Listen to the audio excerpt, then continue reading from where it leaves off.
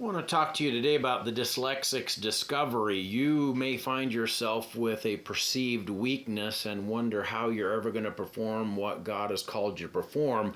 We're going to think through that today. This is Redeeming the Time Brothers podcast, a podcast by Gene Kissinger and Norman Kissinger, two brothers who spent their lives in ministry and raising large families. Our desire is to provide a digital place for those who long belong. And as always, we want to leave a nightlight on. For that nightlight, the Apostle Paul speaking, 2 Corinthians 12 and verse 9, and he said unto me, my grace is sufficient for thee, for my strength is made perfect in weakness. Christ speaking to Paul.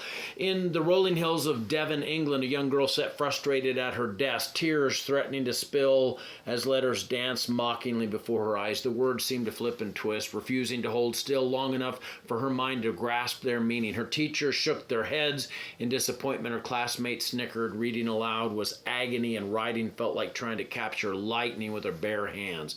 That little girl was Agatha Christie. She was discovering what millions of dyslexic children know all too well, the crushing weight of being different in a world that demands conformity.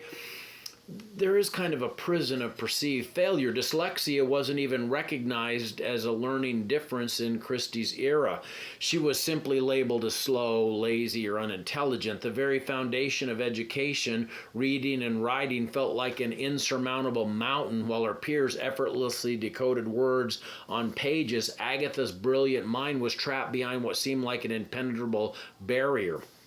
How many of us carry similar wounds? Perhaps your dyslexia isn't letters, but with numbers, social situations, or physical coordination. Maybe you stutter when you speak, or struggle with anxiety, or feel awkward in your own skin. The world has a way of making us feel broken, doesn't it? Like we're missing some essential piece that everyone else seems to possess naturally. But there's a paradox.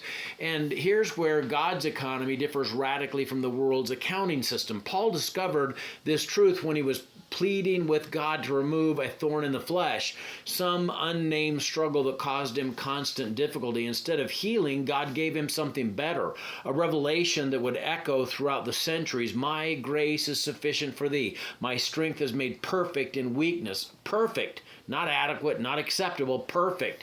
The Greek word for perfect here means to complete, to bring to full development, to achieve the intended purpose. God wasn't just making the best of a bad situation. He was revealing that weakness is the precise condition where his power operates most effectively. When disadvantages become divine advantage.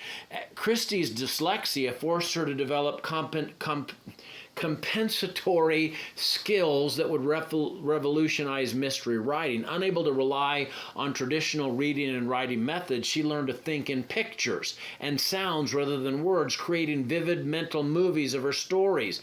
To develop an exceptional memory to compensate for reading difficulties, allowing her to keep complex plot threads straight without extensive notes. To hear dialogue internally with perfect pitch, making her characters come alive through their voices. She approached problems from unique angles since conventional thinking patterns weren't available to her. What appeared to be a devastating weakness became the foundation of her genius. Her brain, wired differently by necessity, created stories so intricate and compelling she became the most widely published author in history, with over 2 billion books sold worldwide. That's billion with a B.